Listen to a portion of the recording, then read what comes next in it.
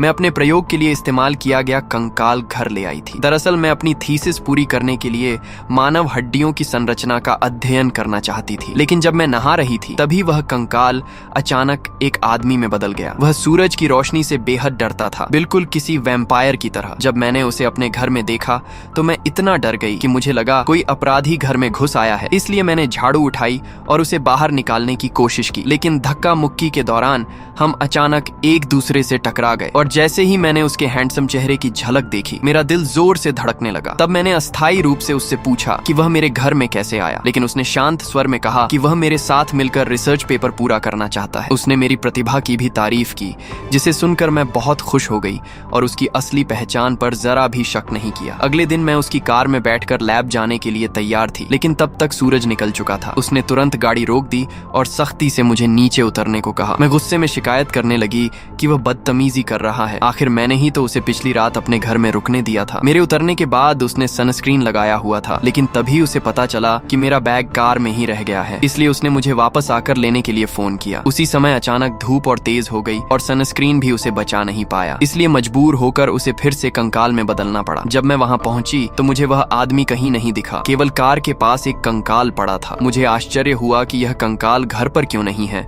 और मेरा बैग भी उसके पास ही पड़ा था, इसलिए मैं उसे फिर से घर ले आई। लेकिन मुझे यह पता ही नहीं चला कि वह कंकाल फिर से गायब हो गया। बाद में जब मैं कॉलेज क्लास के लिए गई तो मुझे पता चला कि नया प्रोफेसर वही आदमी है। क्लास के बाद हम दोनों साथ में लैब गए, लेकिन मैं इतनी थक गई थी कि वहीं सो गई। उसके पास कोई और चारा नहीं था, इसीलिए उसने धीरे से अपने हाथ से मेरा सिर सहारा देकर संभाल लिया और चुपचाप मेरे पास बैठा रहा। जब मेरी नींद खुली तो मैं यह देखकर चौंक गई कि मैं कंकाल के सहारे टिकी हुई थी, इसलिए मैं उसे फिर से घर ले आई। एक दिन मैं उस आदमी को काम पर जाने की याद दिलाने वाली थी, तभी मैंने देखा कि वह कहीं नहीं था और मेरे सामने केवल वही कंकाल खड़ा था। अचानक वह कंकाल फिर से आदमी में बदल गया और संयोग से मैंने यह दृश्य अपनी आंखों से देख लिया। तभी मुझे आखिरकार समझ आया कि वह आदमी शुरू से ही वही कंकाल था।